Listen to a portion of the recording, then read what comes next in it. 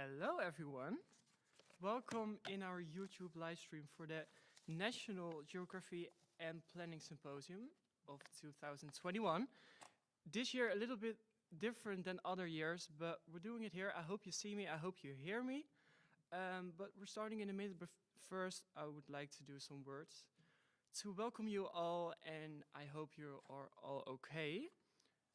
So we're going to start first with this live stream, so please join. I hope you can all hear me, otherwise please let it know in the YouTube chat and we can handle it.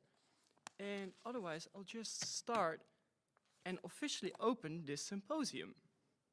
So welcome for the 13th edition for the NGPS.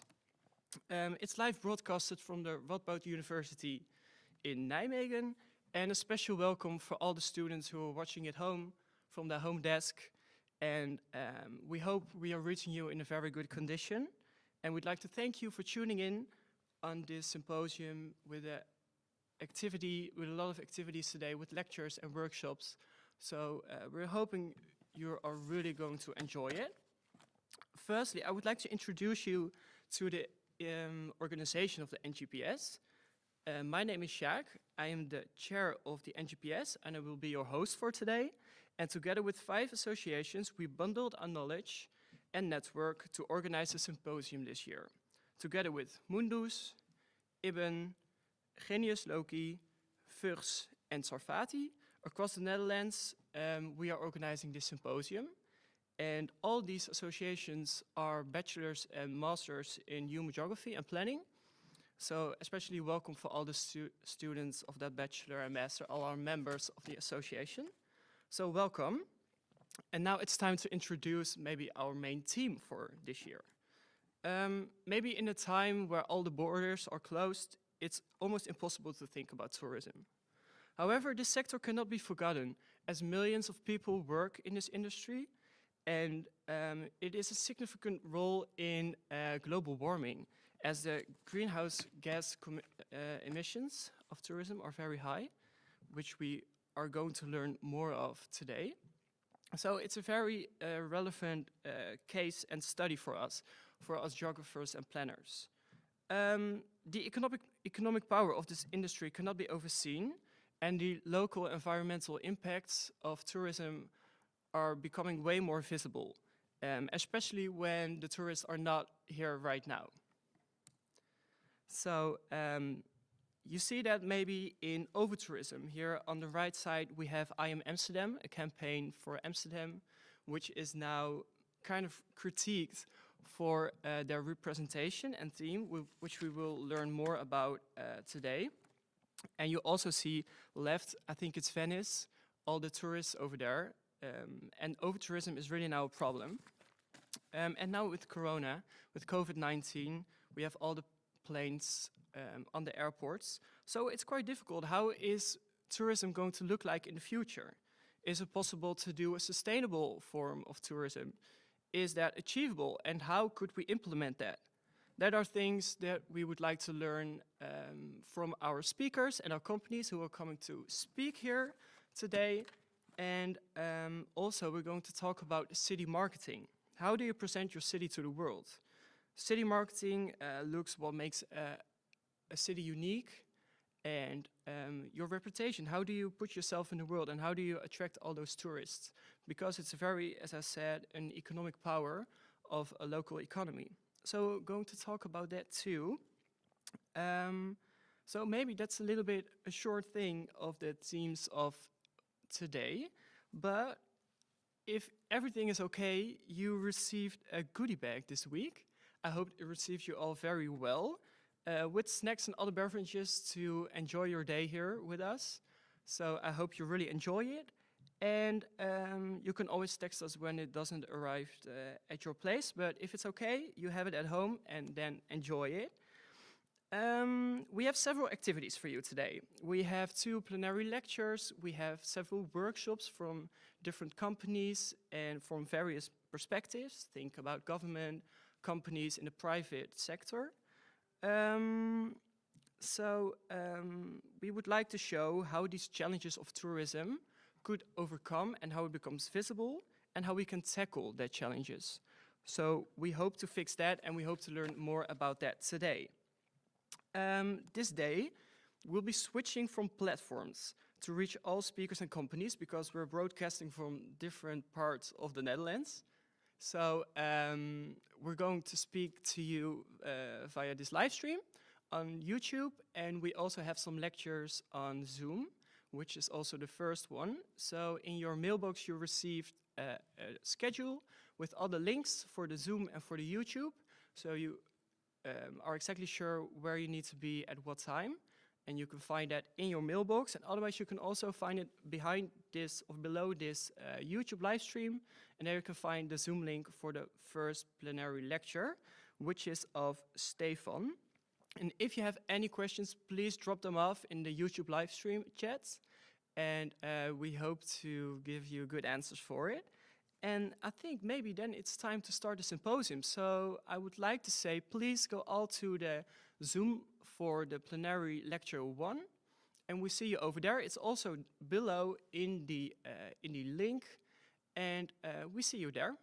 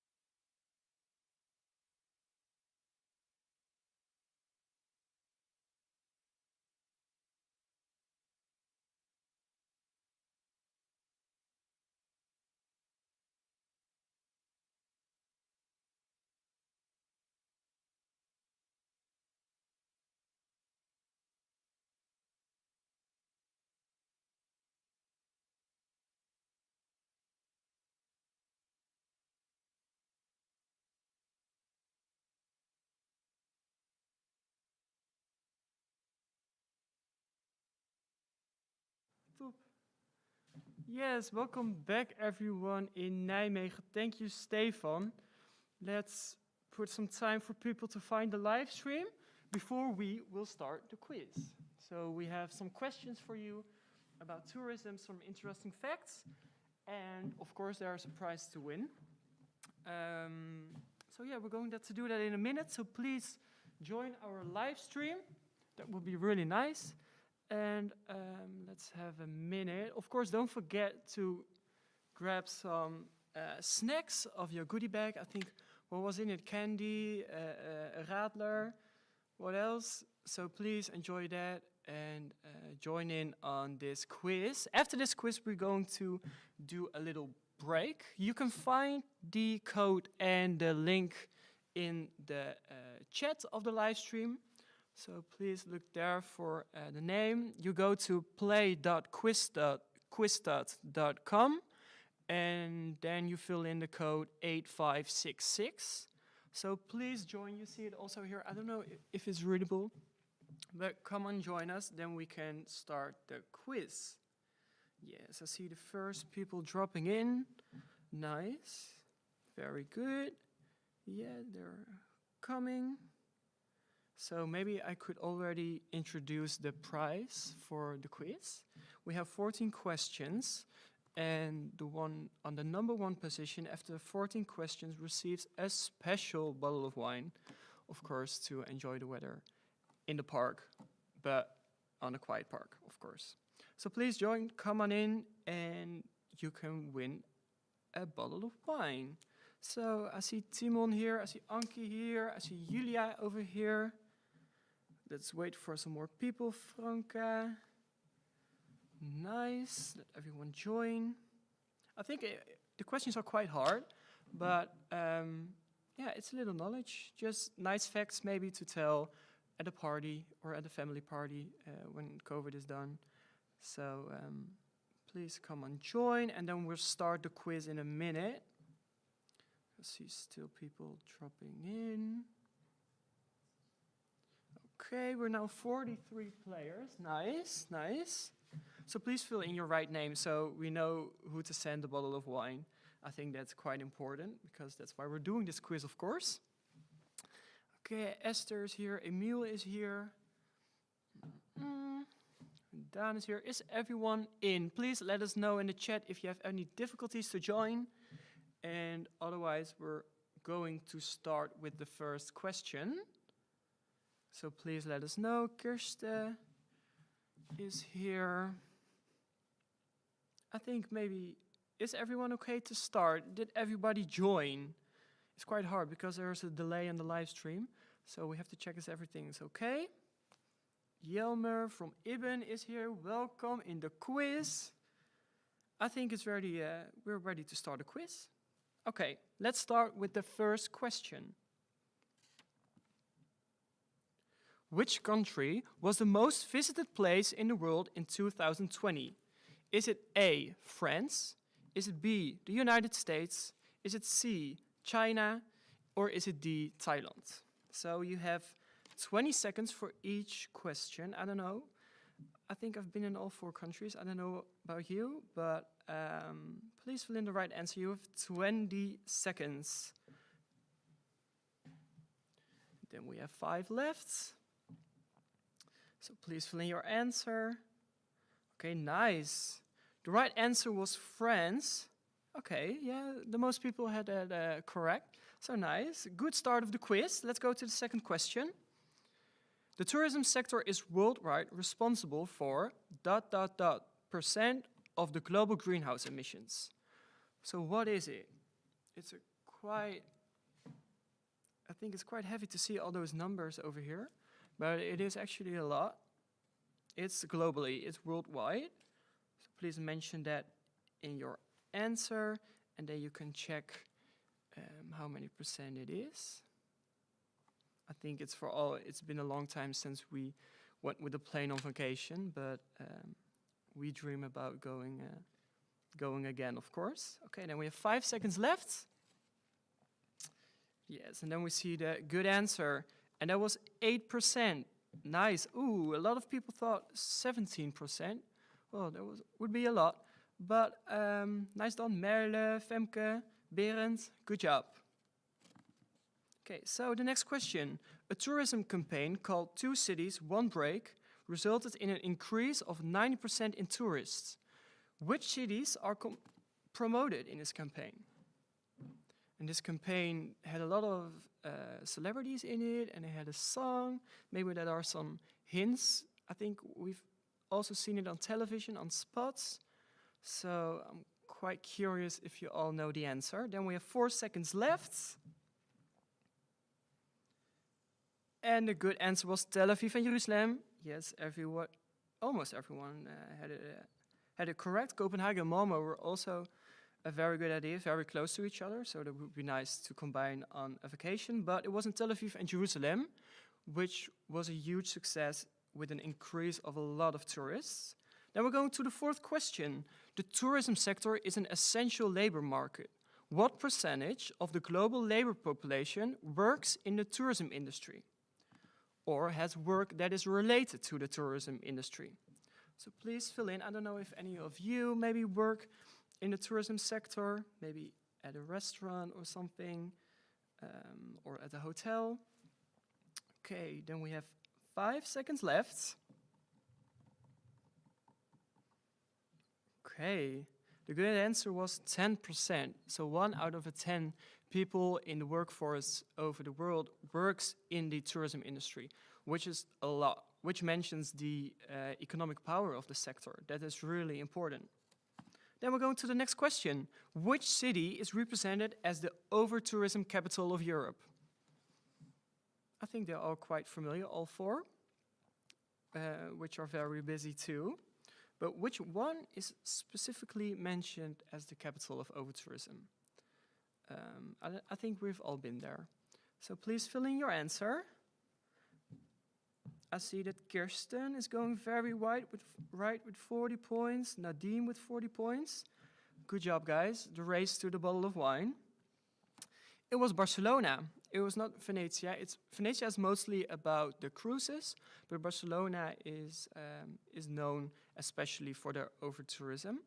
So then we're going to the next question. On top is now Kirsten, Nadim, Jules, Max, Franka. Good job, guys.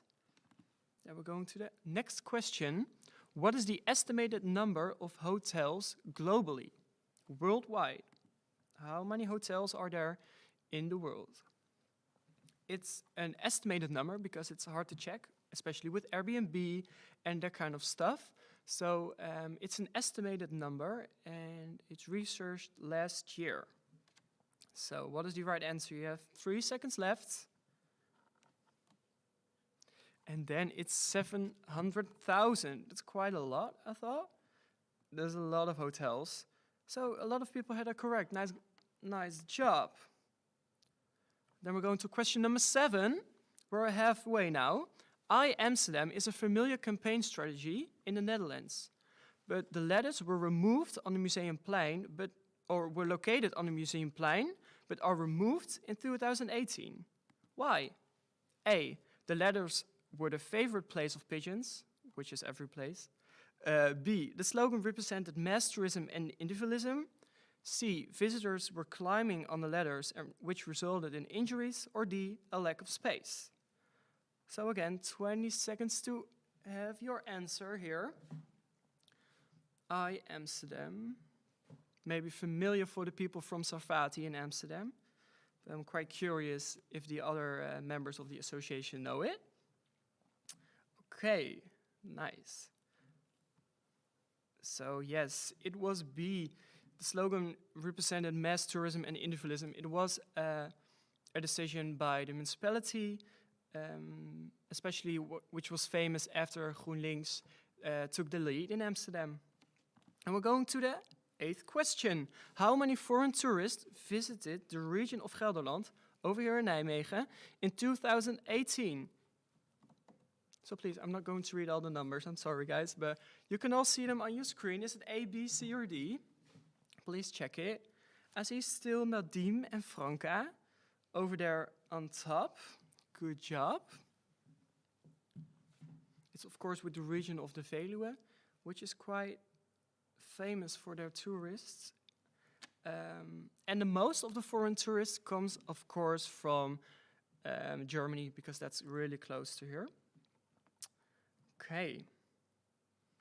It was number A, almost 2 million people in 1 year. So that's a lot. That also shows how big the tourism sector is. Question number 9. Which tourist attraction is visible over here? So please check it. I think we've all seen it on Instagram. It was last time on the news, how to make photos there, and it was a crazy story. But what is it? What of those 4? Yes, so for this you have some extra time to check it. I don't know if someone made a photo here, but it looks amazing. I really would like to go there. So you have still 15 seconds left, so please fill in your right answer. Nadim and Franca still on number 1 and 2 in a tie, so that's very exciting. So please fill in your answer. Yes, it was the gates of heaven. It was not the Temple of Babylon. I don't know if that temple exists. I think it's only in books and stuff, but it was the gates of heaven. The 10th question. What is the oldest tourist attraction in the world of the following 4? A, the pyramids of Giza. B, the Colosseum of Rome. C, Machu Picchu. Or D, the Stonehenge. What is the oldest tourist attraction?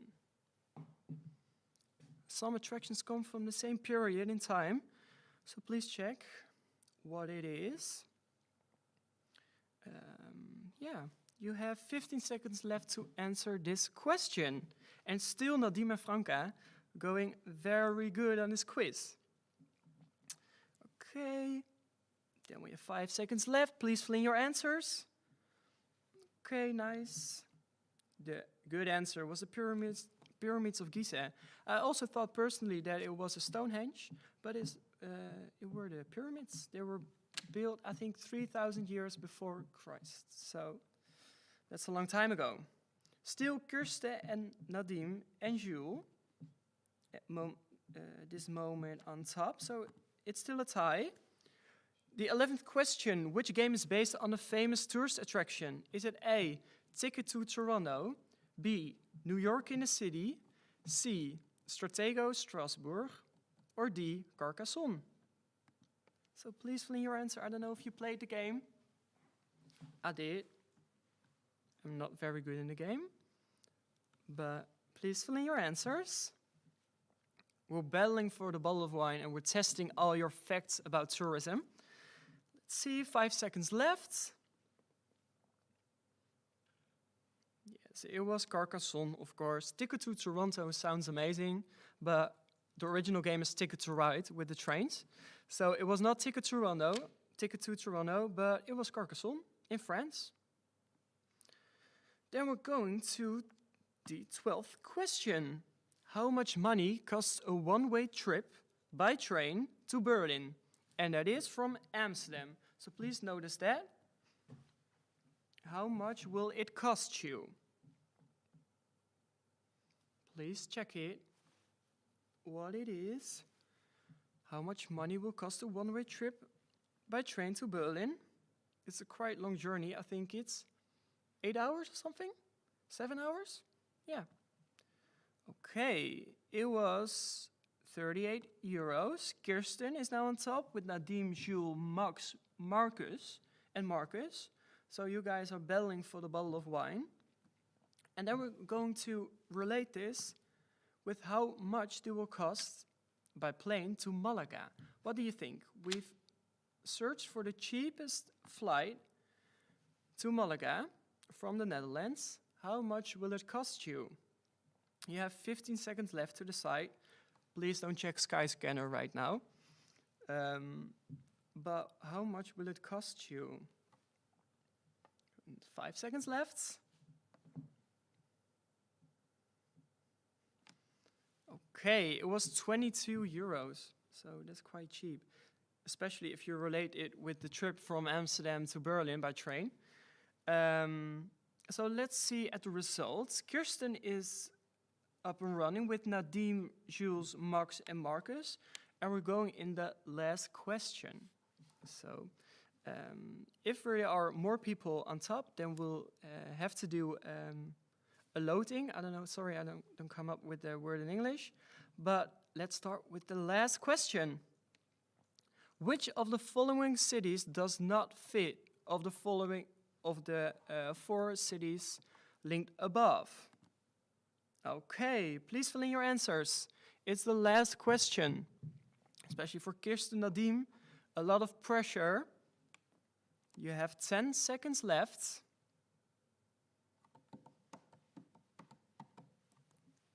Yes, 5, 4, 3, 2, 1.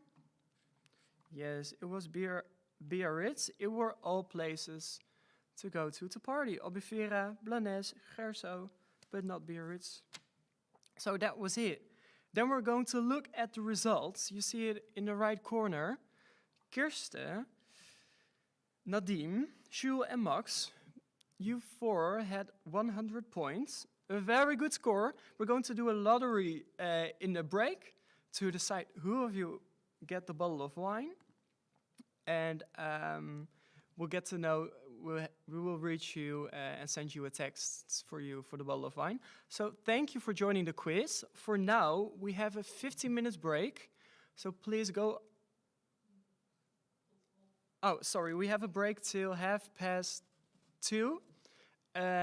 So please, maybe go outside, enjoy the weather maybe. The sun is shining outside. So please enjoy that and be back at 2:30 to start with the workshops. You can already go directly to the Zoom for your workshop, for your personal workshop. And we wish you very much fun at the workshop.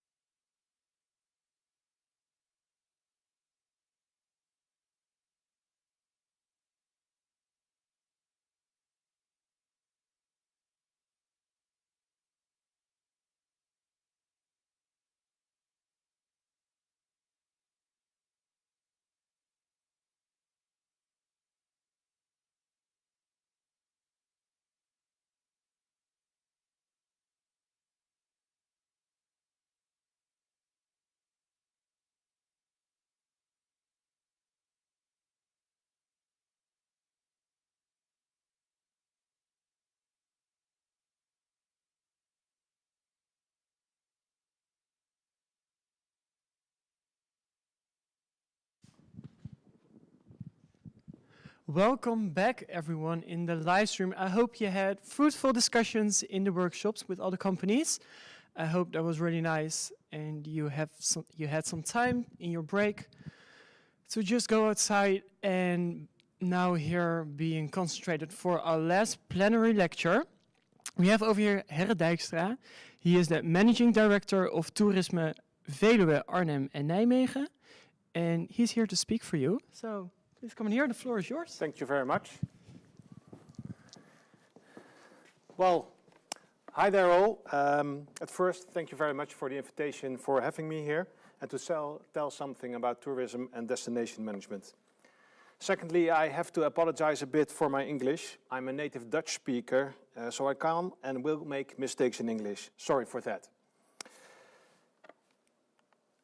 Well, my name is slightly different, Herre Dijkema, but no worries. It's both Fries, northern part of Holland. My role is the management director of Toerisme Veluwe Arnhem Nijmegen.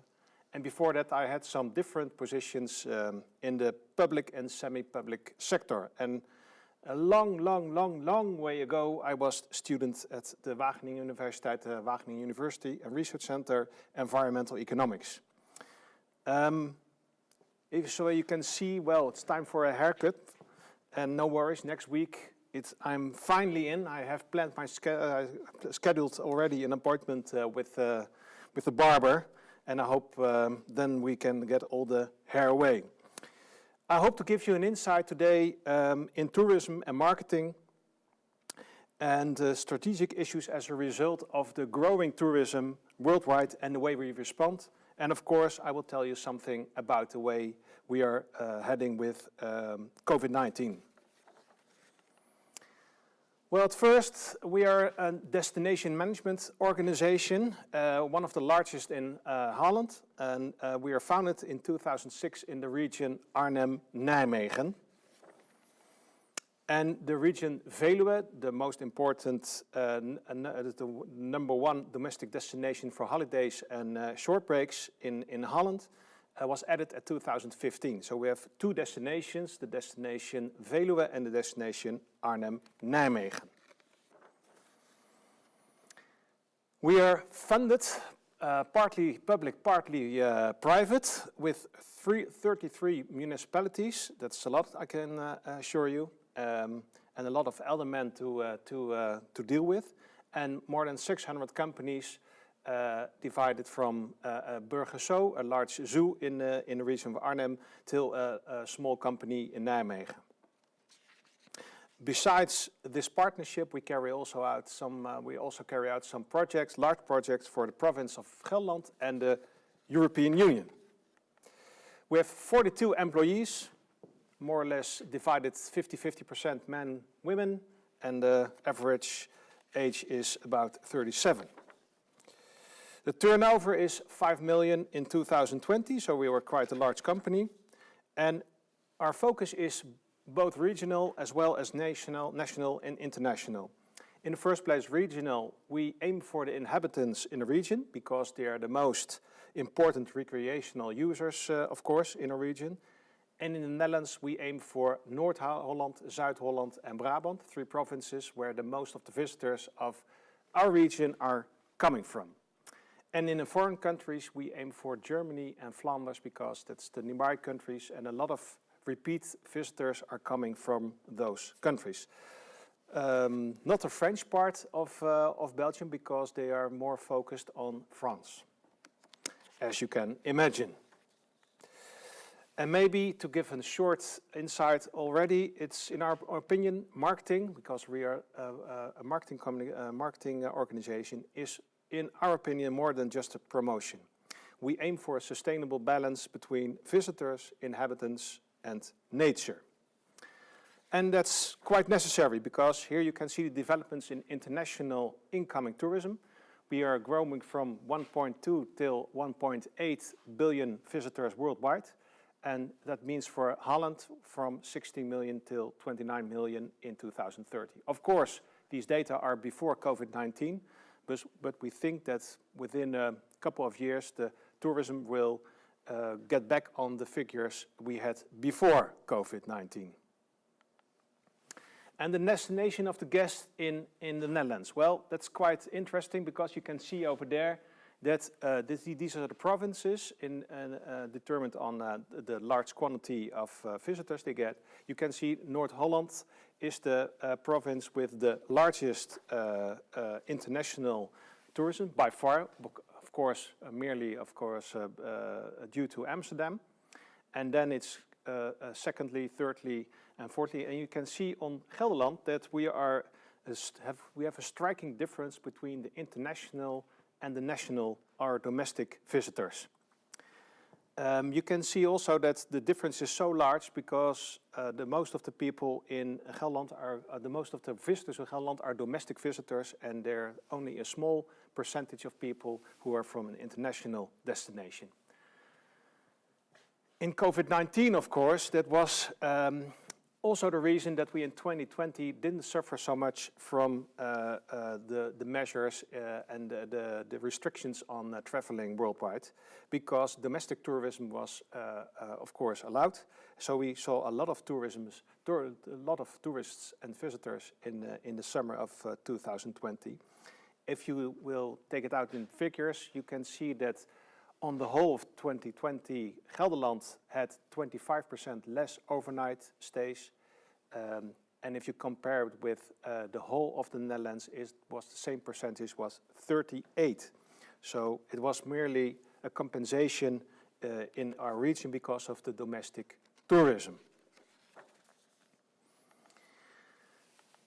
And you can see, of course, much difference in the number of visitors, but you can see it also in the hotspots where we are. This is a picture of Amsterdam, as you can imagine.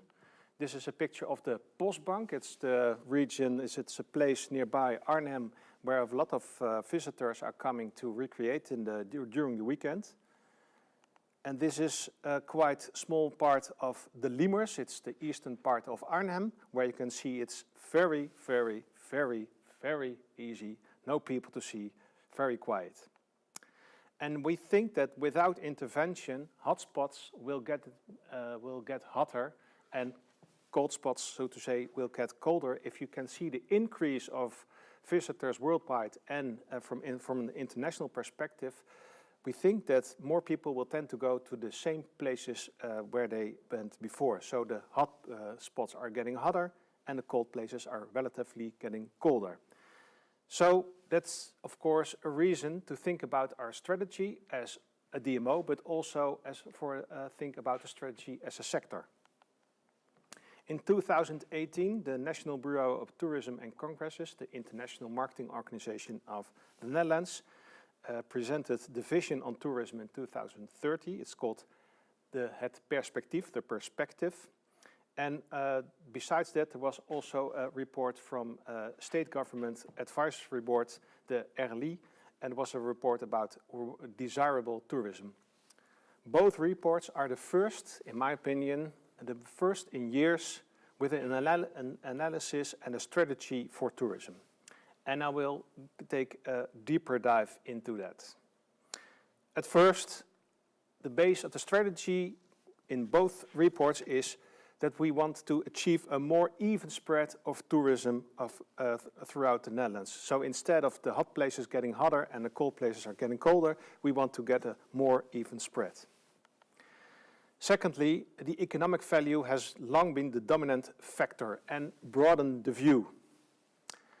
What's meant by broaden the view? Well, tourism helps to maintain existing facilities and amenities.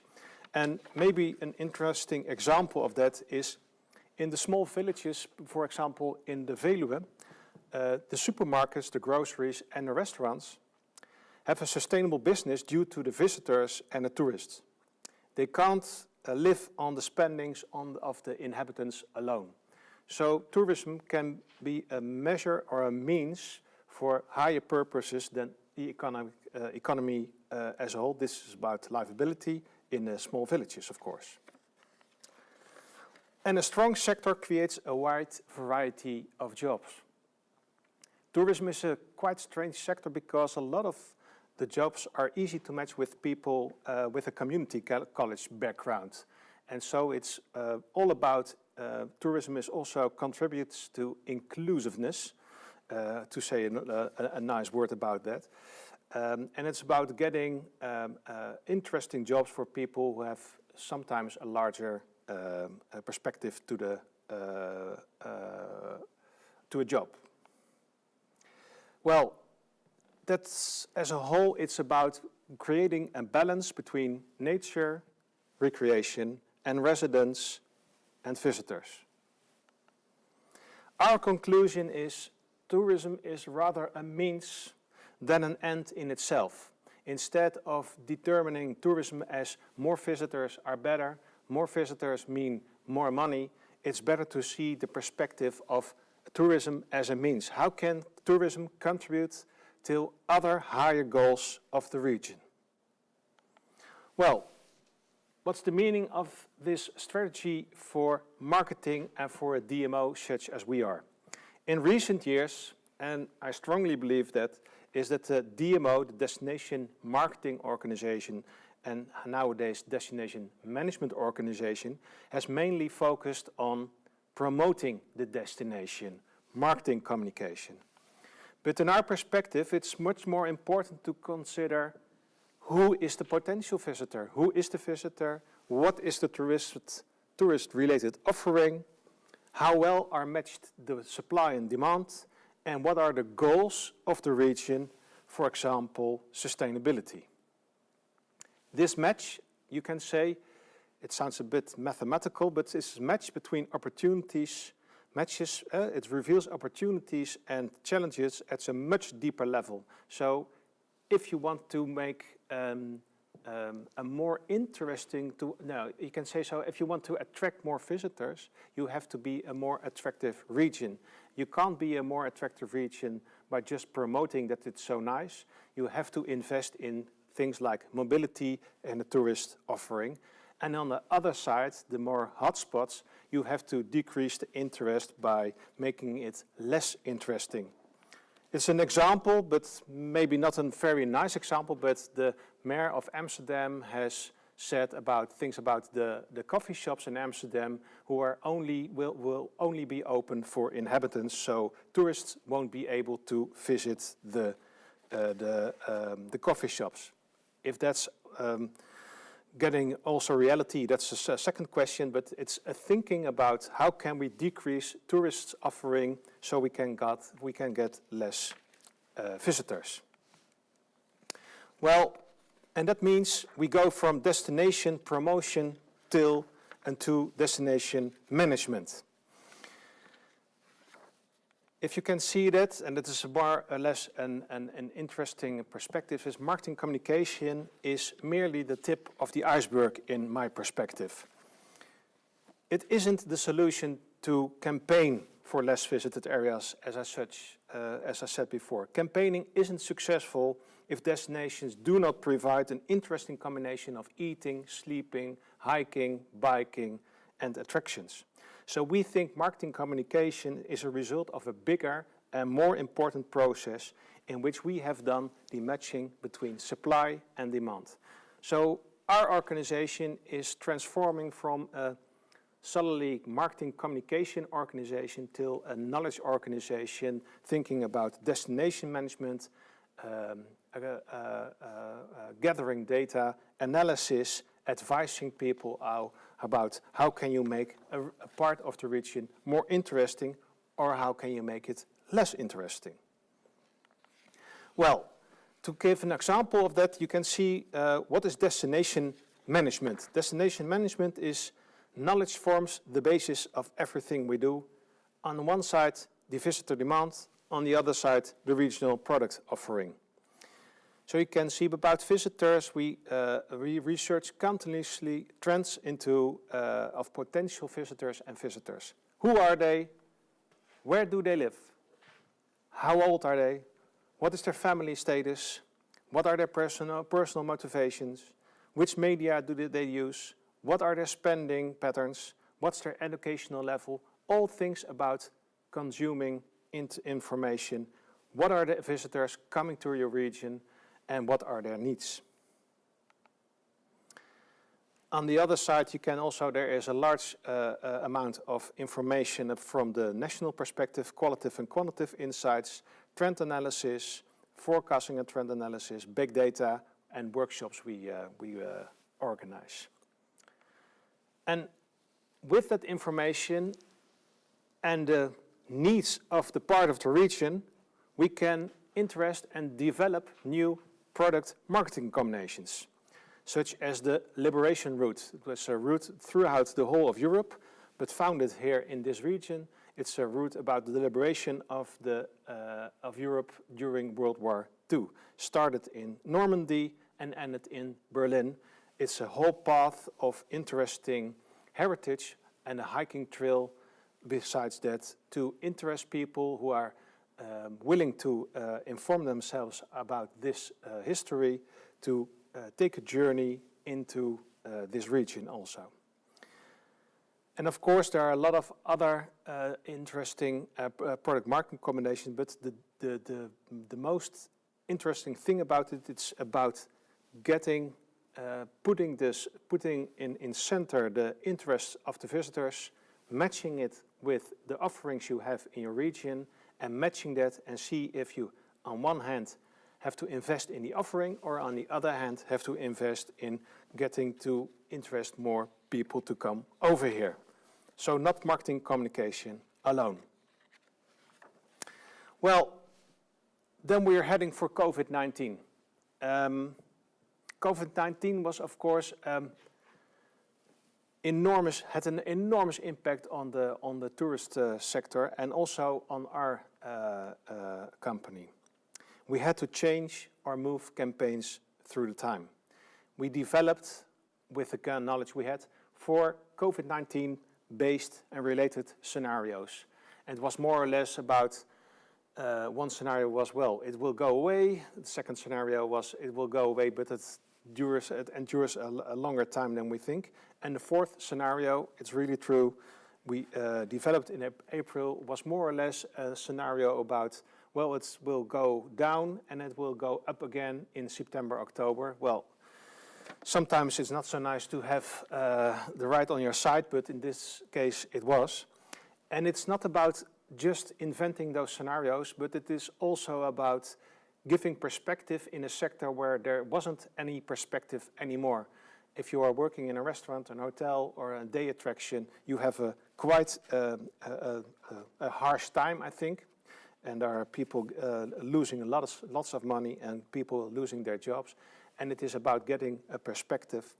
We match those scenarios with what we call consumer segmentation, because the one segment of consumers tends to react on a different way than the other. So there are segments of consumers who are willing to go abroad or on holidays whenever they can, if one of the measures is away. But there are also consumer segments who are more about safety first, etc. And we gave that information to our entrepreneurs and our partners so they could approach their visitors in a better way with the consumer information we gave them.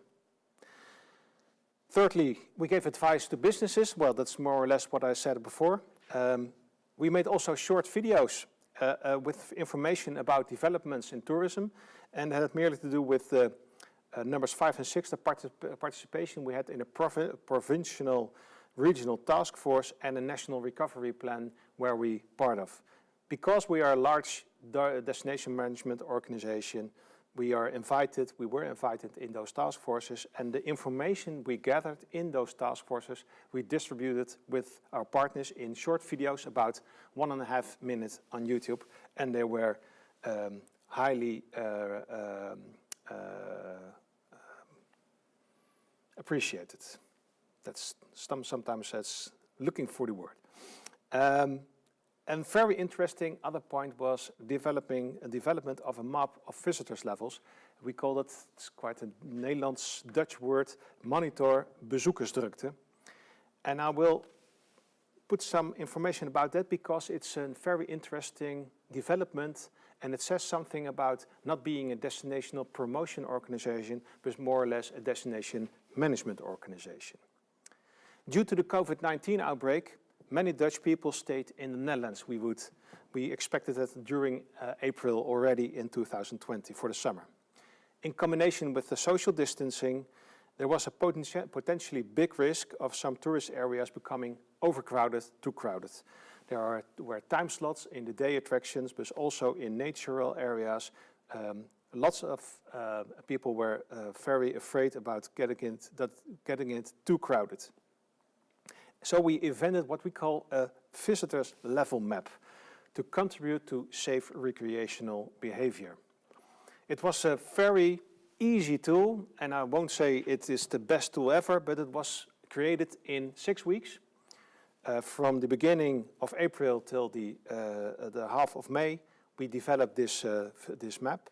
It was a tool to monitor visitor levels, it informed local residents and visitors which areas were busy and offered alternatives.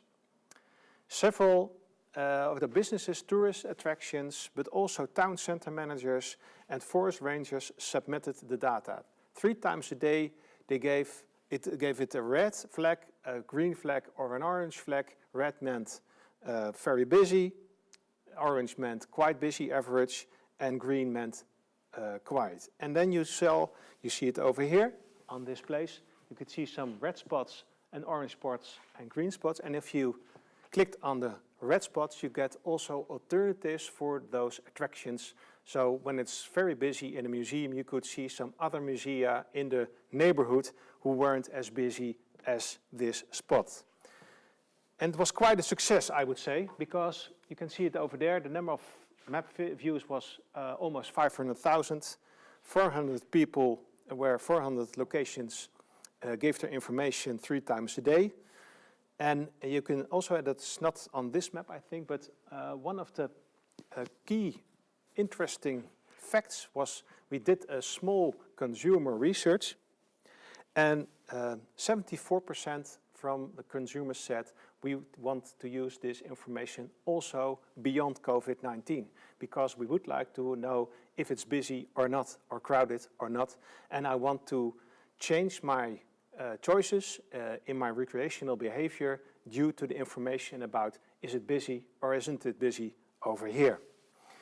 And I think, and I see it as an extra incentive for us to develop this kind of monitor, and we will do that for 2021, and I think also for 2022 and further on, because people want to know if it's busy or not and are willing to change their recreational behavior due to that information. So very interesting perspective, created in a small time, but very interesting also afterwards, after COVID-19. Well, I'm getting to the end of my presentation now, and I want to conclude some things about COVID-19 as well. I think things are not expected to get to normal, if there is a normal, until a vaccine has been widely accepted. Another incentive or another interesting point is I think Dutch people have discovered or sometimes rediscovered their own country as an interesting destination. People who were everywhere, every year, 3 times a year, going to Thailand, Japan, Africa and so on, have discovered that their own home country is as nice as you can think. And this presents an opportunity for us, because it's not only in the Netherlands, but it's also in Germany, in Swiss, in Europe. I think much visitors are willing to stay in their own region, and region then as a larger perspective as in the northern western part of Europe or such on. People feel safe in their home country or in their region. There's a stronger sense of wanting to stay here. Gelderland is a highly rated destination due to the concentration of nature, culture and heritage. And I think the interesting extended season, the summer season is extended till the 3rd part of the year, where people are visiting places more often and later to avoid the crowds. And we think, and I think we are very happy for that, because we did also, before COVID-19, it's also worth focusing on the returning visitors countries and neighboring markets of Germany and Flanders. But the other side is competition is fierce within the Netherlands. It's essential to set yourself apart as a destination and show what is your perspective, what's your goal other than the others. There's a low capacity of investment in the sector because the sector struggles for its life and its financial status. And there is I think more focus on inhabitants, and nearby tourism is needed. We have to focus, and it's also, in my opinion, a more sustainable form of tourism when we are focusing on nearby tourism, lower CO2, lower carbon footprint, such as an example. But there is also an urgent need, I think, in my opinion, to transform to a new, more sustainable tourism. I hope COVID-19 will afterwards be seen as an incentive to change tourism towards a more sustainable variant of the contemporary tourism. And I strongly believe that it's better for us all to have a more sustainable touristical sector. Thank you very much.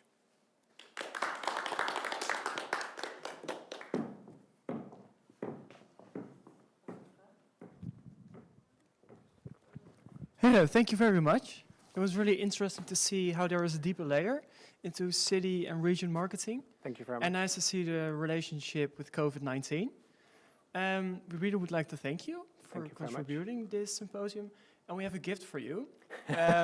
It's a gift which you will receive on your mailbox. Okay. We bought a piece of tropical rainforest in Costa Rica. Ah, very good. So they maintain it for you and they keep it nice for you. Oh, there. well, that's very nice. Thank you very much. Thank you for contributing to the symposium. Very good. Thank you. Thanks. So then we are at the end of this symposium. We had 2 plenary lectures. We had workshops. We did several things. We did a quiz. And I hope you all guys have learned something on the symposium about tourism, about the challenges of COVID-19, or how to handle sustainable tourism. And I hope you had fruitful discussions in the workshops. What I need to say is for the 4 winners of the quiz, earlier done today, there will be a lottery which is live broadcasted at the Borrel. So after this live stream, I will invite you for a Zoom borrel. If you would like to hang out, you have a radler in your goodie bag and some crisps and some candy. So please join us in the Zoom borrel, and then we will announce the winner of the quiz. So please join us there. And then it's left to say thank you very much.